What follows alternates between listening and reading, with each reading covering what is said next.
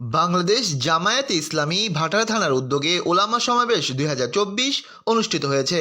গতকাল বুধবার সন্ধ্যায় রাজধানীর ভাটারার একটি রেস্টুরেন্টে এই সমাবেশ অনুষ্ঠিত হয়। ভাটারা থানা জামায়াতে ইসলামীর আমির জনাব মোহাম্মদ অ্যাডভোকেট রেজাউল করিমের সভাপতিত্বে অনুষ্ঠানে প্রধান অতিথি হিসাবে উপস্থিত ছিলেন ঢাকা মহানগর উত্তর জামায়াতে ইসলামীর আমির জনাব মোহাম্মদ সেলিম উদ্দিন। এছাড়াও অনুষ্ঠানে ভাটারা থানার বিভিন্ন মসজিদের ইমাম, খতিব এবং মাদ্রাসার শিক্ষক ও শত শত ওলামা মাশায়েখ অনুষ্ঠানে উপস্থিত ছিলেন। ঐক্য হতে হবে কোরআন এবং সুন্নাহর ভিত্তিতে, পশ্চিমাদের আদলে নয়, পশ্চিমাদের পরামর্শ নয়। কোরআন সুন্নাহকে সামনে রেখে ঐক্য হতে হবে, সংস্কার হতে হবে, পরিবর্তন হতে হবে।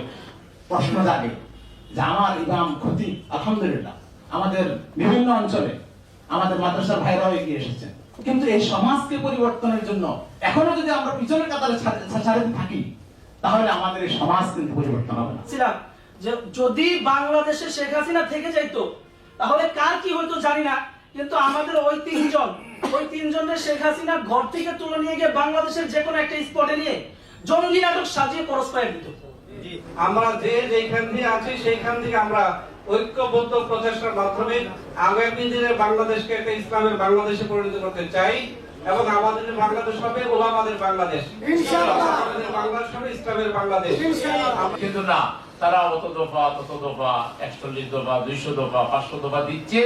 আর মানুষের ভোটের সময় এসে মাথায় সুন্দর সুন্দর টুপিও লাগিয়ে দিয়েছে, কার্টুন এসে সুন্দর করে লেখে যে মানুষ তো আগের জনই, টুপি কিন্তু নতুন।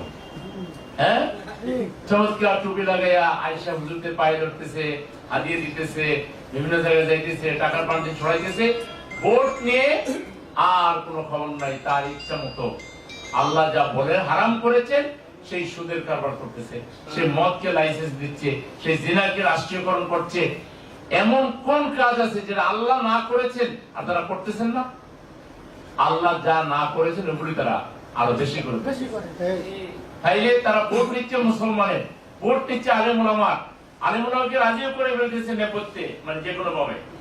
আচ্ছা ঠিক আছে, এইবার আমরা অমুককে দিয়ে দিই, আচ্ছা ঠিক আছে এইবার আমরা অমুককে দিয়ে দিই। আমরা যারা আলেম ওলামা আছি, আমরাও কে আসলে আসল হক আর কে হকের বিপরীতে আছে, কে হককে ডুবিয়ে দেওয়ার জন্য, ধ্বংস করার জন্য কাজ করছে, অতটুকু আমরা বাদ বিচার না করে আমরা এলাকা ভিত্তিক বা বিভিন্ন সময় বিভিন্ন চিন্তা করে আমরা ওই যেটা ইসলামের বিপরীত, আল্লাহ এবং তার রাসূলের সাথে যেটা যুদ্ধ করার নামান্তর, আল্লাহ রাসূল পরিষ্কার বলেছেন, আমান দাআ বিদাওয়াতিল জাহিলিয়াতি ফাহুয়া জুসাম মিন জাহান্নাম। কেউ যদি কোনো জাহিলি আদর্শের দিকে আহ্বান জানায় তার স্থান হবে জাহান্নাম।